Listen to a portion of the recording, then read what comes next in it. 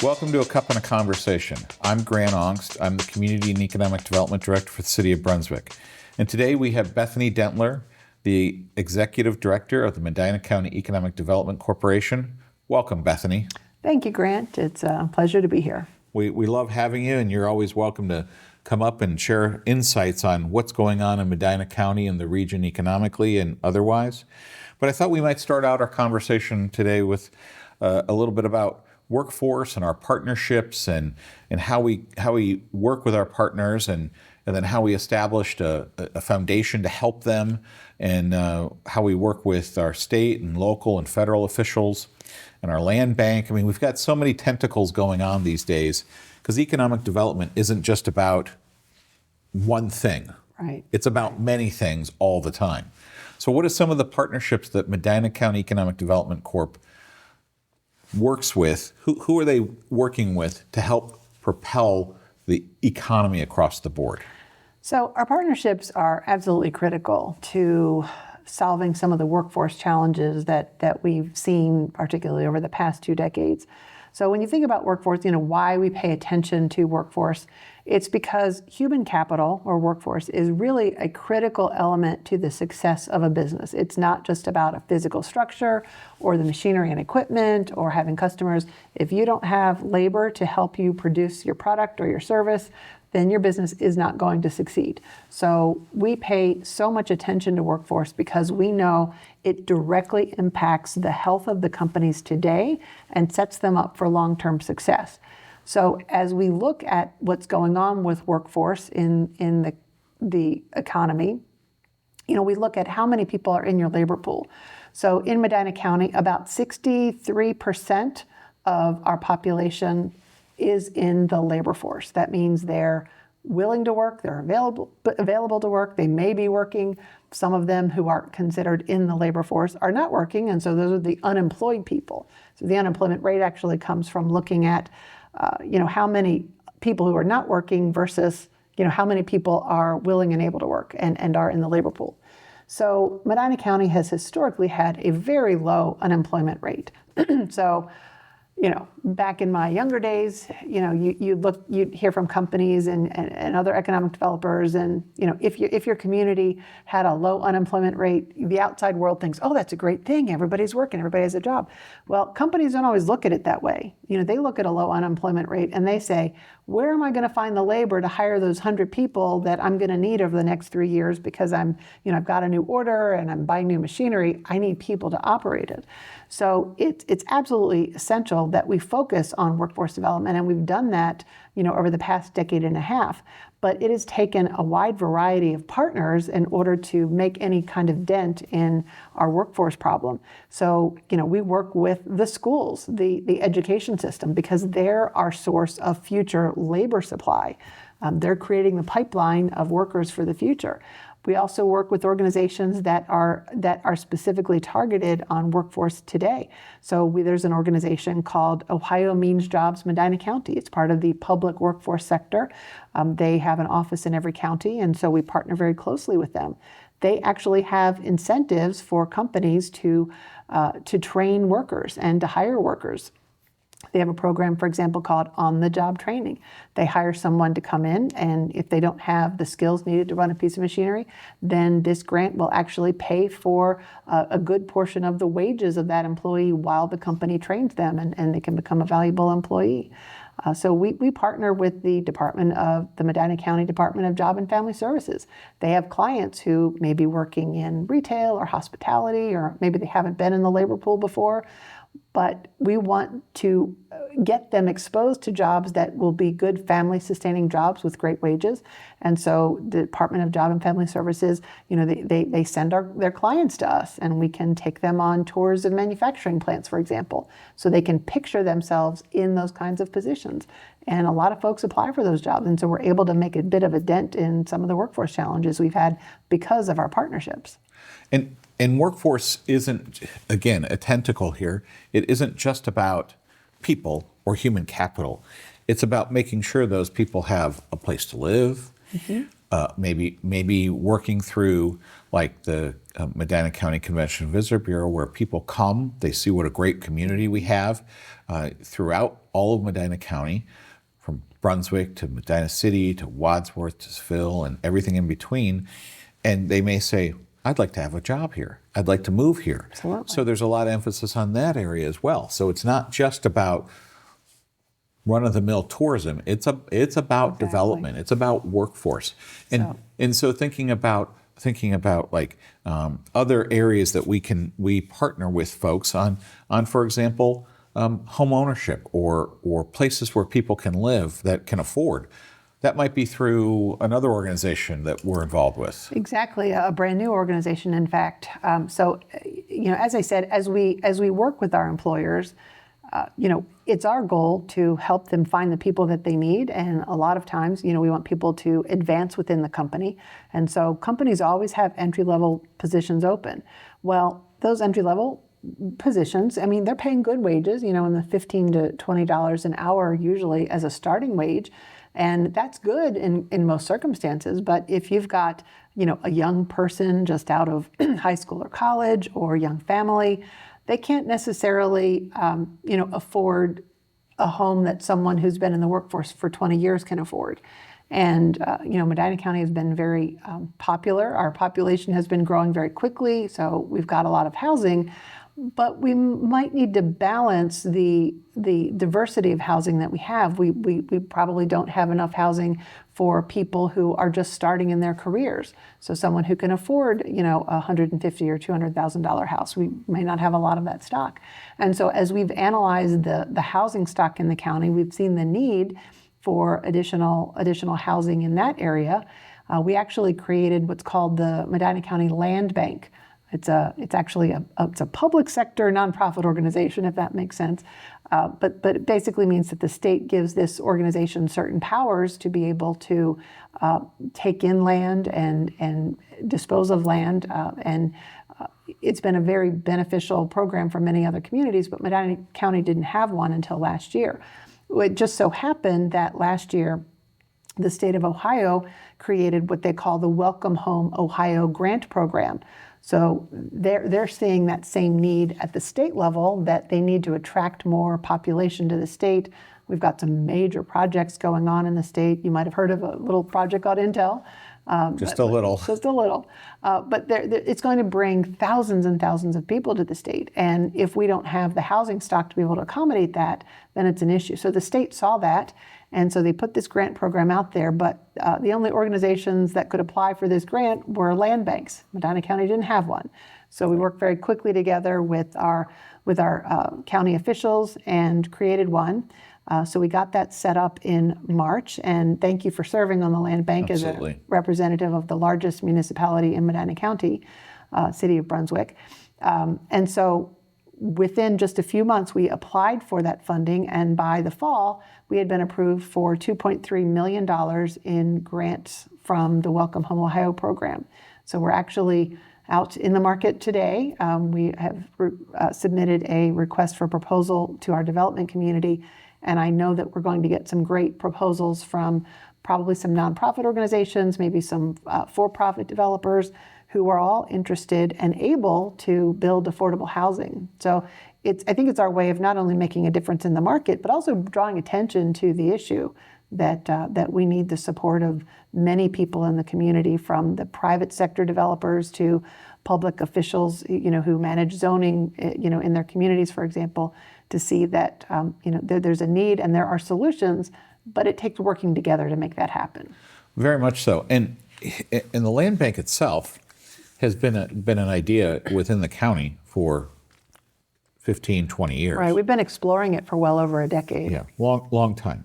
And to be able to have it come to fruition now is really just the right time, frankly. Absolutely. And being able to have this grant, though, the funds themselves, it's not like they just give you the $2.3 million and say, go have fun. There are rules and regulations to it, just like there are with everything. And so those funds will be used. First of all, we've got to vet who gets what and where and what the purpose of what they're planning on doing with it is. And And again, the land bank, while we may be able to acquire land and dispose of land, our goal is not to be a housing authority. Correct. And our goal is also not to be somebody sitting on acres and acres of land or on all kinds of homes, or even to remove people from homes. Our goal is to have homes that people can afford to live in, can afford to keep up, can afford to put value in, and then work in the workforce. Absolutely. Putting people to work is really what it's all about. That's right. That's right. So, you had mentioned, and there's all kinds of areas within the land bank that we can get into the details on at a later day and time. But needless to say, this is a tool in our toolbox that allows us to have a voice in the room or at the table that we can help make decisions for the betterment of the community. And some folks might look at this and say, oh, you're talking about having strictly low-income housing. Well, everybody needs to live somewhere. And just because you might think it's low income doesn't necessarily mean it can't look nice or doesn't fit into the neighborhood. Exactly. We a number of years ago, we partnered with the Medina Metropolitan Housing Authority, which they were looking at doing a multi-tenant facility in the city of Wadsworth. And in order to get the funding for it, they had to show that it had an economic development impact because the people who would be living there wanted to be able to work in that community. It was kind of in the heart of an industrial area. And so we work with them to show that there's been a lot of industrial and economic development investment in that area, but they need workers who can get to work easily from that location. And that's really what our support is all about. Our economic development efforts are aligned with a number of the different nonprofits because they're also trying to make sure that people have a job to get to. So we've got a couple of things that we're trying to juggle here, but right. Economic development has turned into much more than just simple, hey, I'm going to attract a new business to my community. It's about the quality of the community and building the infrastructure that we need to make the whole system work. That's right. And part of that is also, we've briefly touched on that, is education. So we work closely with all the school districts within Medina County. We work very closely with Brunswick City School District, as well as St. Ambrose, and as well as not too long ago, a couple, 2-3 years ago now, maybe even 4 years ago, time flies, we formed the County Forward Fund. And that fund, it's a 501c3. Yep, charitable organization, and its mission is education. And what kind of education is it focused on? So the education that we're focused on is really about career development for students and making sure that as we're working on the future pipeline, the next generation, as we're working on that pipeline of workers, that they are being trained in the skills that they're going to need to serve those in-demand industries, particularly manufacturing, construction, skilled trades, and other occupations that we need. But those are the industries that I think have the most economic multiplier effect. Those jobs, if you create a good manufacturing job, you're creating another 5 jobs in the community. So we know that that's really important. But there are so many young people today that they've not been exposed to the world of manufacturing like you and I were when we were very young. Right. So getting them that exposure is really what this program is all about. And so we've been able to, with the support of the foundation and private business donations to the County Forward Fund, we have been able to finance the hiring of a career coach. So our office employs Mitchell Bemke, and he works side by side with the high school counselors in every school district and the private schools so that he can coach those people who may be falling through the cracks. So our guidance counselors in our high schools are, they're very busy working with students who are going to college, helping them with college applications, financial aid. They're working with students who may be falling through the cracks and need that extra support, but they don't always have the bandwidth to help, the group of students who aren't sure where they're going. Maybe I'm going to college, maybe I'm not, but I don't really know what I'm going to do with my life. And so Mitchell comes in and he's actually able to help guide those students.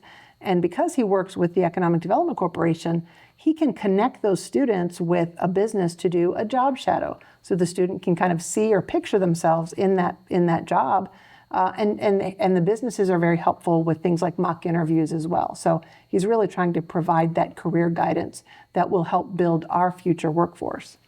Which is an awesome thing to do, because Mitchell's able to walk between the manufacturing world, the commercial world, the real estate world, and the education world. And it's a complex area Yes. that you're in. And so to have deep conversations with a young person who isn't sure what they want to do or not sure what their skills are, because they might be really good at something, let's say like video gaming, right? Right. So if they're a gamer, well, are those skills transferable? And they very well might be. We know of a trucking company in Medina County that looks specifically for people who have a gaming background, because it's high speed, high decisions, constantly moving pieces and parts. We also know that we have a number of companies that work in the government spaces and military spaces, making products for them. So maybe there's somebody who's a very detailed-oriented person, crosses the T's and dots the I's. Well, Mitchell helps point those people out and kind of helps guide them. So it also allows the students to be exposed to things that they're never going to be able to be exposed to before. And so many folks out there in the community think that manufacturing is dirty. It is not. It is generally a very high-tech, very clean operation. I've had the opportunity to be in a number of automotive assembly plants across the board, and you're not allowed papers in those plants. It's all high-tech, it's all big screens, and they are telling you what to do and when to do it, and you've got to follow along. You've got to be able to be coachable, you've got to be trainable, you've also got to knowing how to become a leader. And Mitchell does that really well. Exactly. One of the other things that Mitchell has done is he is working with the schools on setting up expos to, as you say, expose students to different career paths. So one of the very successful programs we just had this spring was with Brunswick High School. We had over 100 students and their parents come out to an engineering expo. So Mitchell was able to recruit a number of engineers in a variety of industries. So, parents know engineers make money, right? And so, That's right. Hey, son, daughter, you've got some interesting skills. You should be an engineer. Well, what kind of engineer? What does that mean? And so, he brings civil engineers and mechanical engineers and electrical engineers and, all these different types of engineering professions to the table, so that students can actually talk to those engineers and understand how they got where they were, what is the career path that they took in order to become, a sanitary engineer, for example. What does that look like? What kind of college do I need? What kind of other experience? What certifications do I need? What kind of money could I make? Right. Very important question. Especially with young people.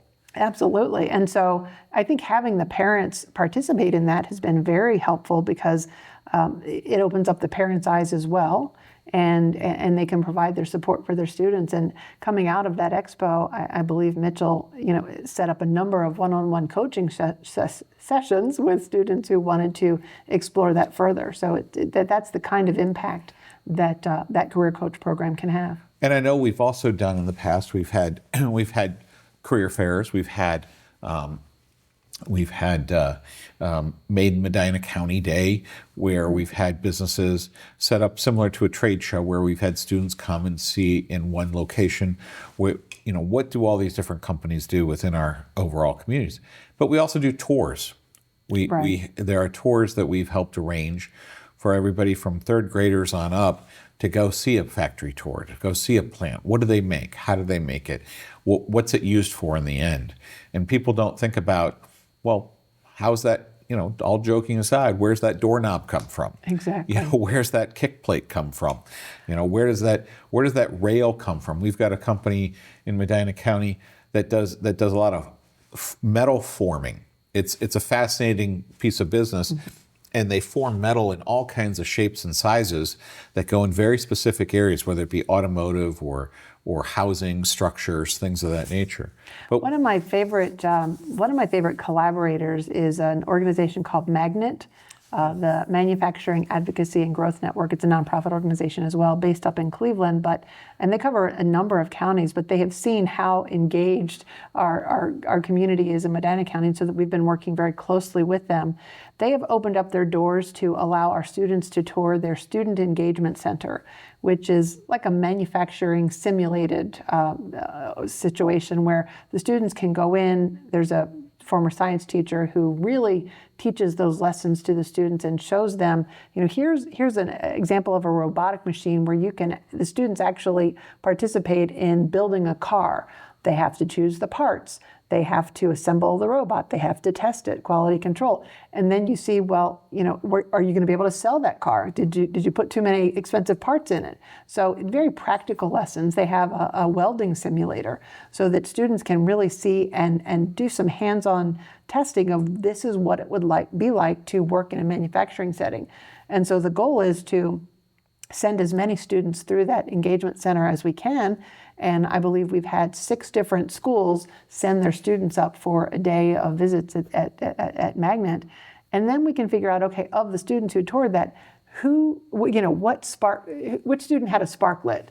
Let's set them up then with a manufacturer so they can partner with them and get them involved in an internship perhaps, or even a job in the future. One of the very cool things that we have through the County Forward Fund, in fact, is a work scholarship program. So a number of years ago, we set this up. So I think that we're going into our 4th year of the program. So we offer $1,000 scholarships to students who are not going to college, but they're going into the workforce. Exactly. Right. They are going to work. We want to be able to celebrate that decision, the fact that they have found a career, that they're going to work, and give them some funding to start off their career with a bang. Maybe they need a laptop or a uniform or new shoes. That's right. That's right. And in some places, you buy your own work gloves, or you have a copay with those work gloves, or your work boots.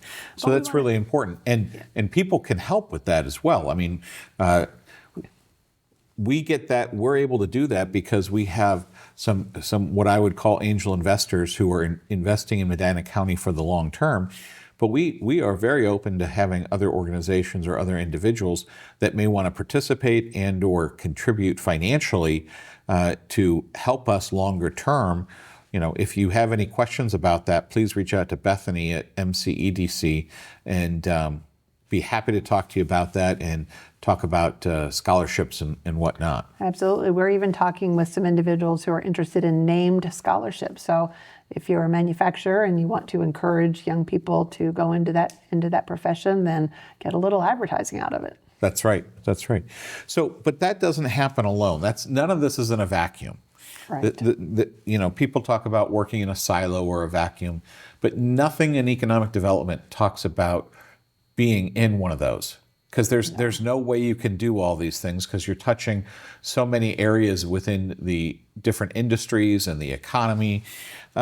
So we have to work very closely with our local officials. We've talked a little bit about that.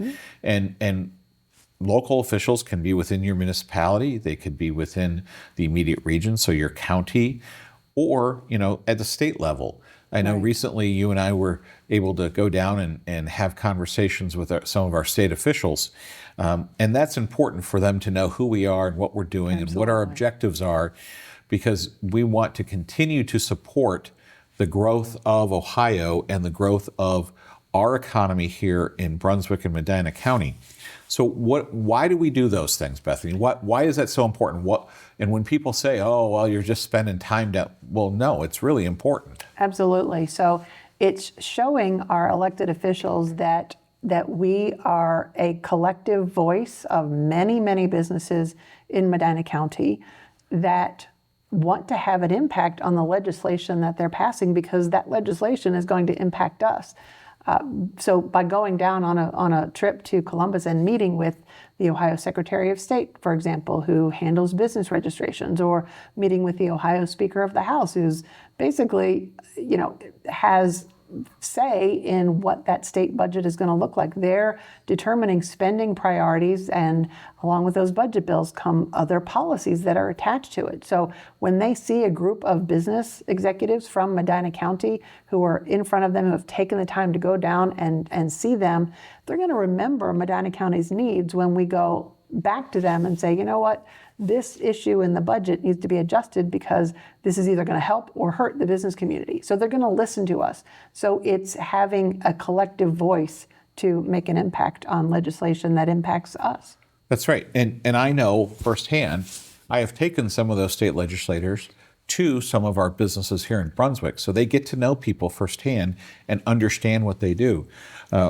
One of those is Mark Romanchuk. Mark is actually a manufacturer. He owns a couple manufacturing companies besides being a state senator. And he understands the whole process and how complex manufacturing can be. So it's great to have that advocacy there on a daily basis. Absolutely.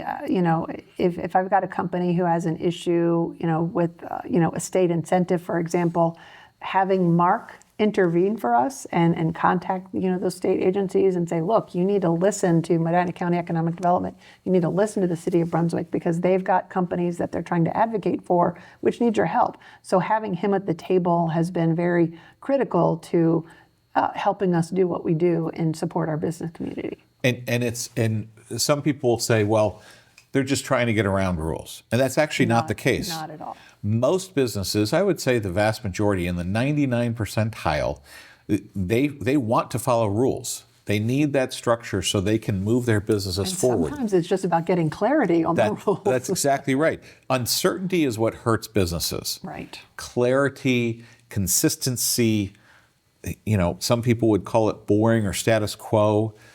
That helps companies move forward because they know what to expect, when to expect it every single time. We also work with our federal legislators very closely.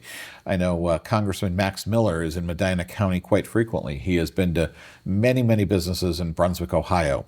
I have been fortunate enough to travel with him into those businesses.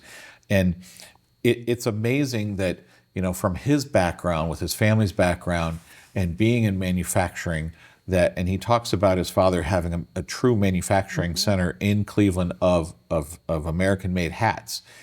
He understands what it takes, and he's got a great team with him as well. Because while these legislators might be, covering this area for their district, they also need to have that great team in Washington, D.C. That's advocating for us as well. How do we work with some of these federal officials, not just congressmen, but senators as well? Well, our organization has monthly meetings. We have a mailing list. We invite Congressman Miller to speak to our organization at least once a year. Just about a month ago, we held a private sector roundtable with him. He wanted to hear how tariffs would impact a particular segment of the economy. And so we set up a meeting. We got these manufacturers in the room and they were able to share with him, and he was able to be frank with them about where he was coming from. So he is able to take that feedback back to Washington when policy making is happening to say, look, this is how it's going to impact my district. We also work very closely with his representatives in the region. Ray Paletta is his district director, who's based right in the heart of Medina County, and he attends our meetings. We invite him to, in fact, he joined us on that trip to Columbus. So, the engagement with our federal legislators and our state legislators has been very strong because we reach out to them, we keep in touch with them, we share with them the concerns that we're hearing from businesses, and they look to us as being a representative. So if they call Grant Ongst, they know that what they hear from Grant is representing, dozens, if not 100 businesses, and that they take that very seriously. That's right. And what a lot of people don't understand is that these folks work for all of us, and they really do care about how things transpire and how things go. So going back to what we've talked about, is there are tentacles in economic development across the board. And one of those things that we touched on very briefly was the CVB, the Medina County Convention and Visitor Bureaus. We have been able to put together a fantastic board I think we're moving forward in tremendous ways. And it's not just about people visiting. It's about people visiting and then staying and working. Right. It's not just about the events and parties, although we have those. That's right. So a couple of years ago, I heard about a study that looked at people who had moved it was actually in 2020, people who had moved during that pandemic time. Most people were hunkered down and didn't move. So the fact that you would move was fairly significant. And they looked at it and they realized that about 48% of the people who had moved during that time period had actually visited that community before. And they said, if you're not working with your CVB, you're making a big mistake. And so, light bulbs go off. And, at this point, we're very closely aligned with our Convention and Visitors Bureau. And the programs that they're doing are specifically geared towards not just attracting visitors who are going to come and spend, 2-3 nights and provide bed tax. It's not just about that anymore. It's about making our community so attractive to them that if they are looking for work, then they will consider our community as a place to land. And so we're advertising in those surrounding states, which are most likely to move to Ohio. They actually are working on creating a tourism opportunity with our manufacturing companies. So, I remember when I first moved to Ohio, I was just fascinated by the tour of Harry London Chocolate Factory. And I wound up moving to Ohio. So there you go. But giving tourists the chance to get behind the scenes, behind the doors of our manufacturing plants to see, the House of Packard in Medina, for example, or a McJack Candy. Or, we've just got so many companies that I think would be fascinating to tourists. And that makes an impression, not just on the parents, but the kids too. And so, getting them interested in these kinds of occupations, they're going to remember Medina County when it comes time to look for work. That's right. Exactly right. I know when I was a youngster, where I grew up, we had the world headquarters for an earth moving company called Terex. And at young second grade and third grade and fourth grade, we always took at least one, if not two tours a year in those factory operations. And then we also went to a Chrysler plant. So I felt very fortunate that the community I was in was very big on making sure we had those exposures. And that's, I think, what the CVB is trying to do is, again, those tentacles of helping that exposure to our manufacturing community, to our commercial community, to our residential communities, so that we have that balance across the board for the overall well-being of the community and the economic stability that we all want to enjoy consistently, time in and time out. So Bethany, with that, I'll end. Any last comments? No, I would just say it's, as always, it's an exciting time to be in Medina County, to see the growth that's happening here, especially in the city of Brunswick, and we've got great things ahead. Thanks very much for being here, and we'll look forward to doing this again soon. Thank you. Content for this program was produced by the Community and Economic Development Department. Brunswick podcasts are powered by BAT. Thanks for tuning in.